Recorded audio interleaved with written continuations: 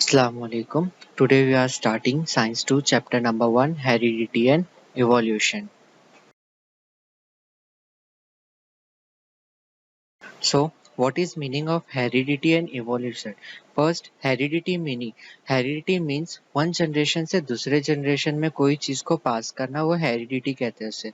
अब यहाँ कोई चीज का मतलब कुछ भी नहीं होता, कोई चीज का मतलब यहाँ पे कैरेक्टर्स है। कैरेक्टर्स को एक जनरेशन से दूसरी जनरेशन में पास करना वह हेरिडिटी कहते हैं उसे। जैसे कुछ कैरेक्टर्स हमारे पेरेंट्स से हमें मिलते हैं, उसे हम हेरिडिटी कह सकते हैं। हेरिडिटी का एक मतलब ये भी होता है कि कुछ चीजें विरासत से मिलना, उसे हम हेरिडिटी कहते हैं। हाँ, हमने 9th स्टैंडर्ड में एक चैप्टर पढ़ा था हेरिडिटी एंड वेरिएशंस करके था। उसमें हमने दो चीज पढ़ी थी, एक होता है सिमिलैरिटीज और एक होती है डिसिमिलैरिटी। जो सिमिलैरिटीज होते हैं उसे हम हेरिडिटी कहते हैं और जो डिसिमिलैरिटीज होती है उसे हम वेरिएशन कहते हैं। इस चैप्टर में आप एक चीज और पढ़ेंगे, वो है इवोल्यूशन। अब what is meaning of evolution? Evolution का मतलब क्या होता है? इवोल्यूशन का मतलब ये है कि कुछ टाइम के बाद कुछ चीजों का चेंज होना। इवोल्यूशन का मतलब ये भी है कि बॉडी के अंदर कुछ चीजें मॉडिफिकेशन हो जाए या बॉडी का कुछ मॉडिफाई होना, उसे हम इवोल्यूशन कहते हैं। अब फॉर एग्जाम्पल हम बचपन से ये पढ़ते आए कि इंसान पहले बंदर था। अब वो बंदर से तो डायरेक्ट इंसान नहीं बना, उसे कुछ टाइम लगा, कुछ पीरियड लगा, उसके बॉडी में कुछ चेंजेस हुआ। तो उस चेंज को हम क्या बोलेंगे? इवोल्यूशन कहेंगे। उस टाइम को क्या बोलेंगे? इवोल्यूशन बोलेंगे। आई थिंक हेरिडिटी का मतलब क्या था कि कुछ कैरेक्टर्स जो एक जनरेशन से दूसरी जनरेशन में पास होते हैं उसे हेरिडिटी कहते हैं। और इवोल्यूशन का क्या मतलब था कि कुछ बॉडी में मॉडिफिकेशन होना, उसे हम क्या कहते हैं? इवोल्यूशन कहते हैं। सो इस चैप्टर में तीन चीज इम्पोर्टेंट है, कुछ टॉपिक्स इम्पोर्टेंट है, उसे हम स्टडी करना है। पहला है ट्रांसक्रिप्शन, ट्रांसलेशन एंड ट्रांसलोकेशन। ये चीजें इस चैप्टर में इम्पोर्टेंट है जिसे हमें स्टडी करना है। First is transcription. अब आप ये सोच रहे रहेंगे कि ट्रांसक्रिप्शन होता क्या है, इसका क्या यूज है, इसका हमारी बॉडी में क्या यूज है। जैसे हमारे बॉडी को ना बहुत सारी नीड्स होती है, बहुत सारी जरूरत होती है हमारी बॉडी को, जैसे खाना पीना, चलना, खेलते हैं, किसी से बात करना, बोलना। ये सब चीजें क्या है? ये सब हमारी जरूरत है। अगर ये सब कुछ ना करे, हम स्ट्रेट बैठे रहे एकदम पुतला बन के, तो इसका कुछ वो मतलब नहीं है। अल्लाह ने हमें इसलिए नहीं बनाया, हम अल्लाह ने हमें बहुत बहुत सारे कामों के लिए बनाया।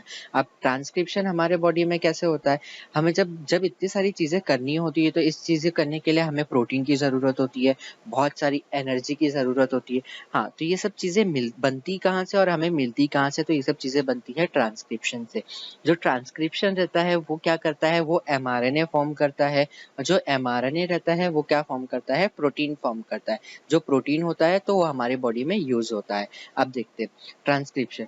ट्रांसक्रिप्शन कैसा रहता है? जो डीएनए से एमआरएनए फॉर्म होता है, जो डीएनए से एमआरएनए फॉर्म होता है, उसे हम कहते हैं ट्रांसक्रिप्शन। सिर्फ इतने से प्रोसेस को, जो डीएनए से एमआरएनए फॉर्म होता है उसे हम ट्रांसक्रिप्शन कहते हैं। जो एमआरएनए से प्रोटीन फॉर्म होता है उसे हम ट्रांसलेशन कहते हैं।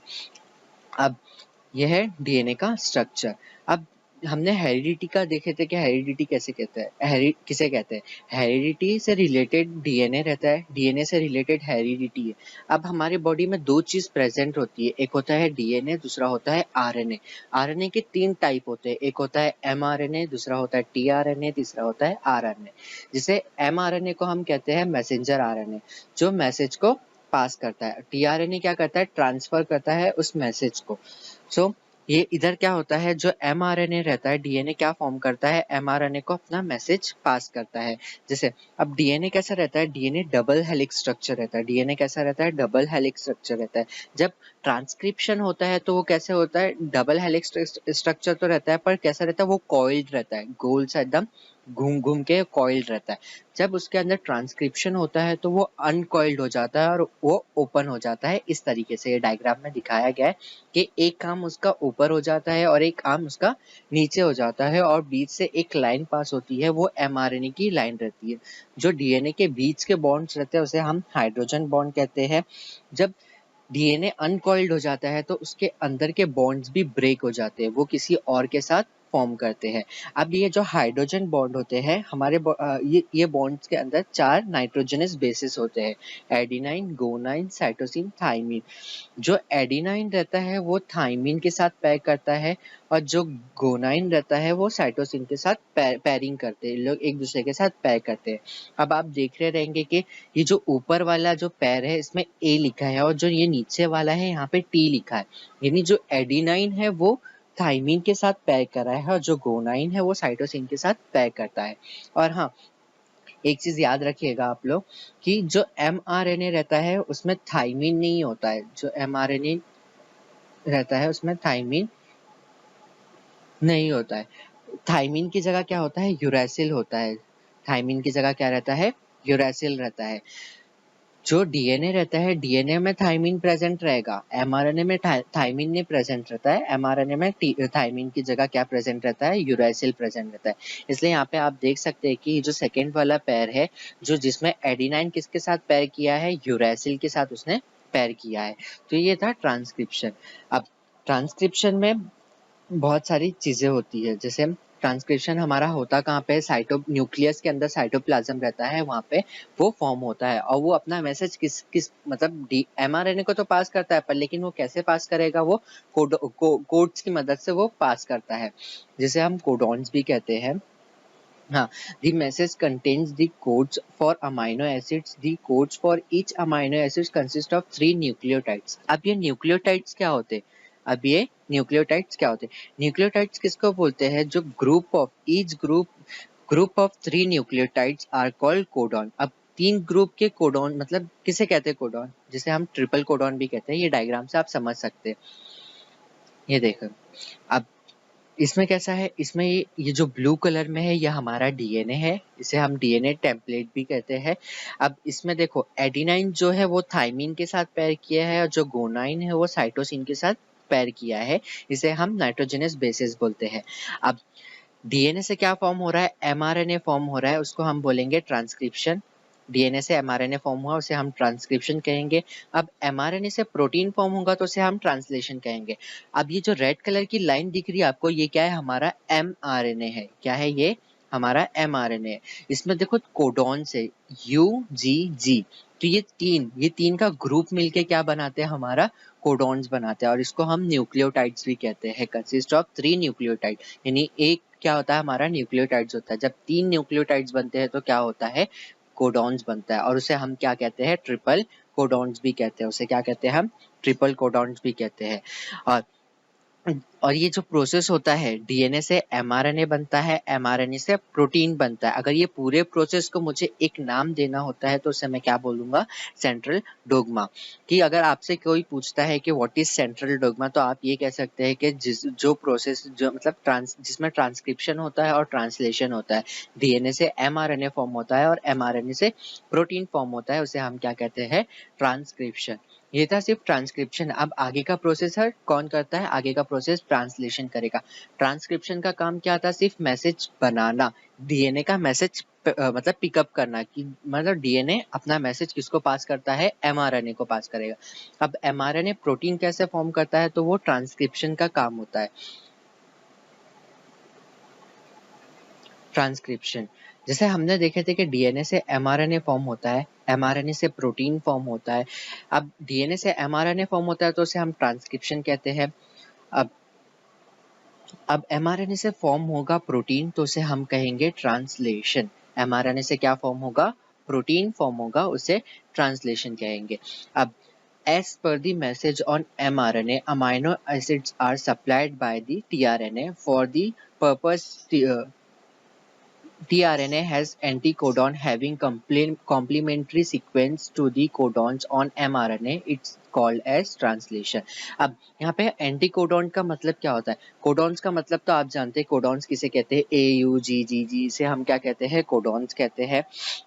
Each of three group of nucleotides are called as codons कहते हैं हम।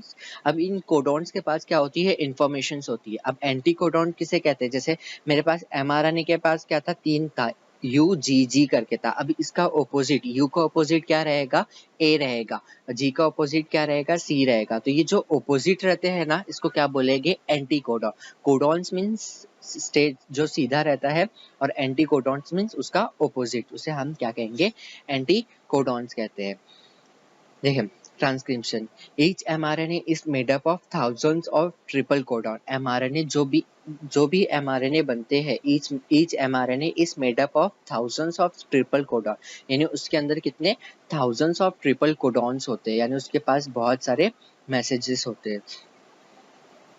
देखिए अब ये डायग्राम देखें, इस डायग्राम के थ्रू आप समझ सकते हैं, इस जो डायग्राम है, ये डायग्राम में जो ब्लू कलर का है वो न्यूक्लियस है, वो क्या है, न्यूक्लियस है। और ये जो आपको आउट लेयर दिख रही है, ये क्या है, हमारा राइबोसोम है, क्या है, राइबोसोम है। और ये जो लाइन इनसाइड जा रही है न्यूक्लियस के, ये क्या है, mRNA है। अब क्या होता है, जब mRNA ये न्यूक्लियस के अंदर से पास होता है, तो क्या होता है, जो tRNA रहता है वो उसका जो mRNA के कोडॉन्स रहते हैं वो tRNA के एंटी कोडॉन्स के साथ आके क्या हो जाते हैं, अटैच हो जाते हैं, और क्या करते हैं, ये जो ऊपर जो उसके टकले के पास आपको जो दिख रहा है ब्लू कलर में, वो है लाइसिन, क्या है, लाइसिन है। जो ये टीआरएनए का स्ट्रक्चर कैसा रहता है, हेयर पिन लाइक स्ट्रक्चर होता है उसका।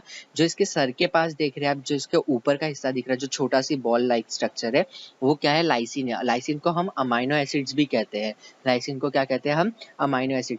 जब ये एमआरएनए ये न्यूक्लियस के अंदर से पास होगा, तो ये टीआरएनए क्या करेगा, राइबोसोम्स के अंदर वो मैसेजेस कलेक्ट करेगा, और क्या करेगा, ये अमाइनो एसिड्स फॉर्म करेगा। अब एक अमाइनो एसिड बन गया, तो ये क्या करेगा, ये लाइसिन को यहीं छोड़ के उस टीआरएनए चला जाएगा, और अमाइनो एसिड, पहला अमाइनो एसिड दूसरे अमाइनो एसिड के साथ मिलेगा, दूसरा फिर तीसरे के साथ, तीसरा फिर चौथे के साथ, ऐसे मिलके लार्ज अमाइनो एसिड्स मिलके क्या बनाते हैं, प्रोटीन बनाते हैं। बहुत सारे अमाइनो एसिड से मिलके क्या बनता है, प्रोटीन बनता है हमारे बॉडी के अंदर। सो मैं आपको एक एग्जांपल देता हूँ, हम देखते हैं इस वीडियो के अंदर कि किस तरीके से ट्रांसक्रिप्शन होता है और किस तरीके से ट्रांसलेशन होता है, हमारे बॉडी में किस तरीके से मैसेजेस फॉर्म होते हैं।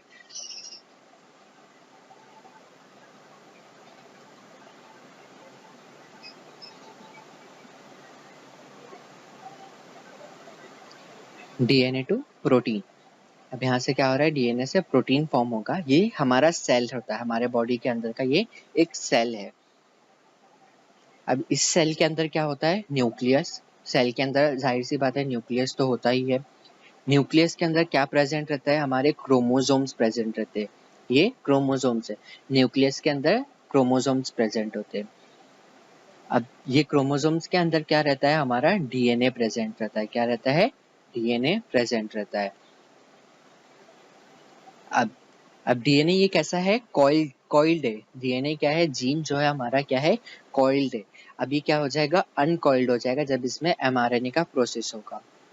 ये आ गया हमारा राइबोसोम, जो आरएनए पॉलीमर्स है, जिसकी वजह से क्या हो गया, ये अनकॉइल्ड हो गया। क्या हो गया, ये अनकॉइल्ड हो गया।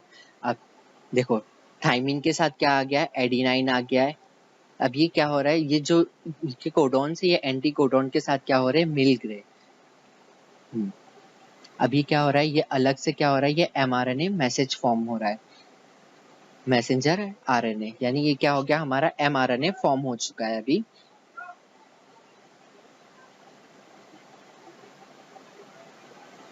एमआरएनए फॉर्म होने के बाद जो मतलब जो मैसेजेस हमारे काम के नहीं रहते, उसे कट करके जो पहले मैसेज थे उसे ज्वाइन करने को हम बोलते हैं ट्रांसलेशन।